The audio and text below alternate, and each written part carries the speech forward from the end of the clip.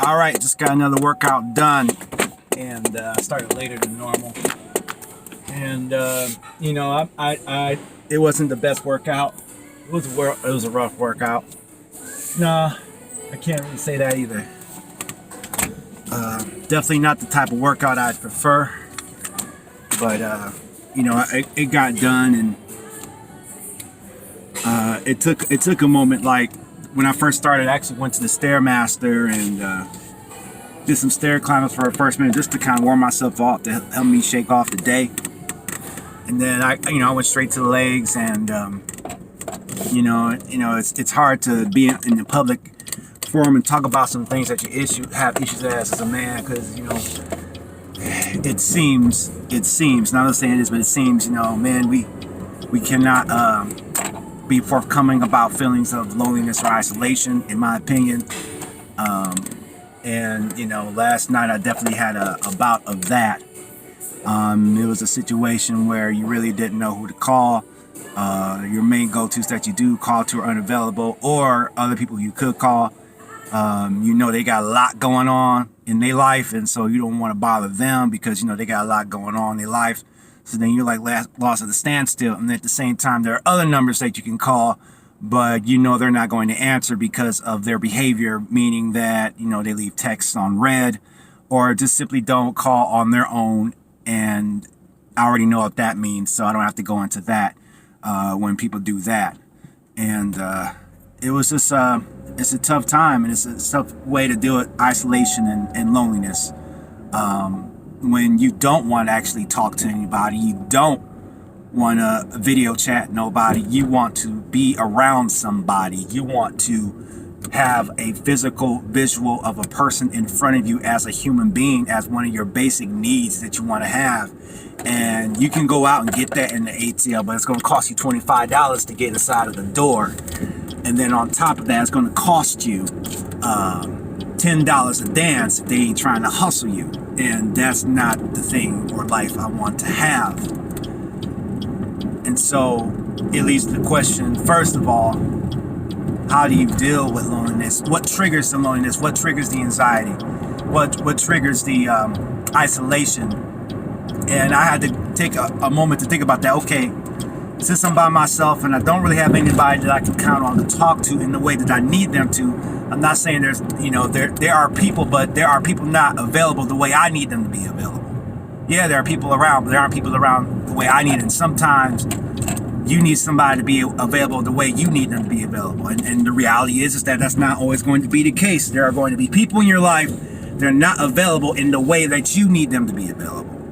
And so with that reality, I choose to look at myself objectively and find out what is the causes of these emotions, what these feelings. Or I could just be a human being wanting that for no reason at all. And it don't have to be a Facebook post of somebody showing off their babies and then them getting a million likes, or the recently married couple who just got pregnant and they closing on their first house. Or it could be someone getting a new job or a new car, or somebody else getting their dreams and their goals achieved, or getting the very things you want for yourself. You see all these images, and it don't even have to be that. Or you could work really hard on a project and you want to share that victory with someone, but there's no one really to share that victory with that's there in a way that they would truly understand what just transpired in your victory. And I think that the truth is that there will always be causes of loneliness and isolation, especially at this current state that I'm in right now. And it's an opportunity to have to find some tools, not even have to, but it's an opportunity to figure out, to try new things, new people that fit the puzzle piece that creates a solution for that, should that arise. And I don't know what God has to say about that, because oftentimes we hear the God never did this, and I don't even know what God's trying to do and say about that, and God know what I want.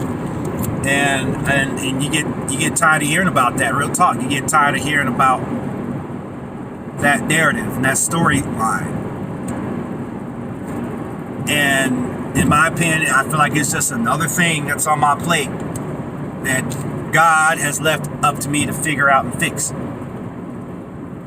And now I commit myself to fixing those things.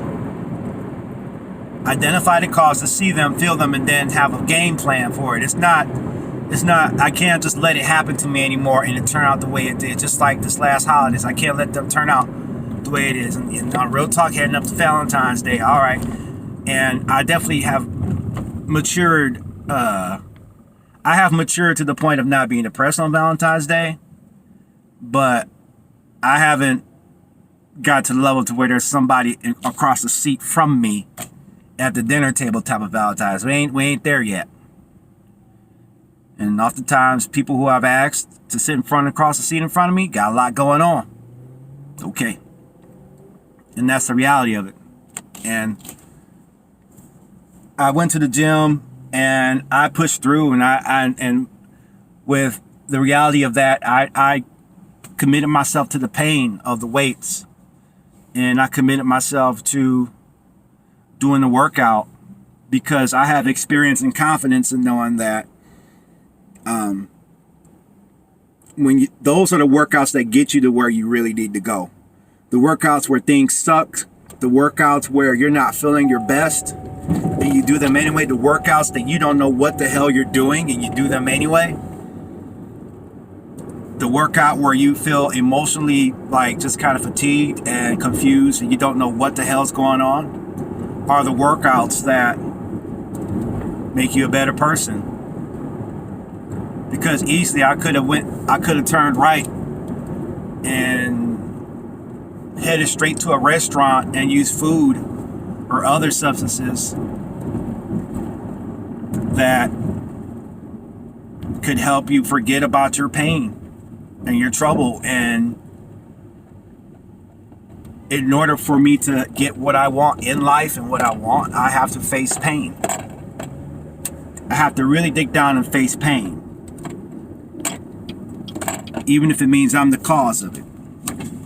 I don't want to go back to old things. I don't want to go to the old ways that honestly make you forget. And I'm not even talking about drinking or alcohol or drugs. And I faced that. So, but I did it.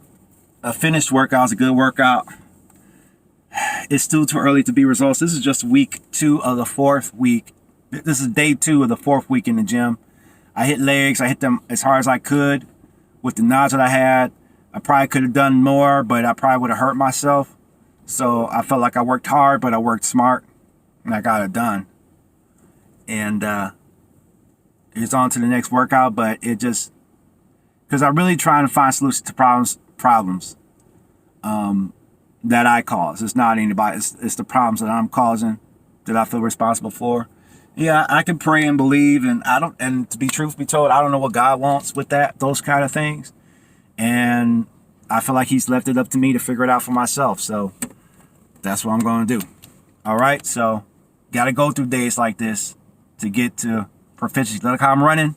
I'm almost at a year running. I got a proficiency in that. Weight training, weight loss, doing it straight through for a year. I don't have a proficiency in that. The nutrition, I don't have a proficiency in that. I know what to do, but to do it consistently and to suffer the not going out. And I wanted to go out to restaurants this year. I wanted to really hit a lot of restaurants on my Fridays.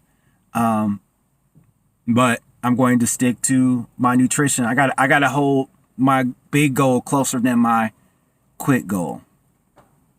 But I can still go out. Just I'm not going to go out to the restaurants for the big, nice, delicious meals. But I'll do that. I'll reward myself. If I eat 250 pounds, I will reward myself. But yeah, that's how, just a thoughts about loneliness and isolation, and then working out. See y'all in the next video.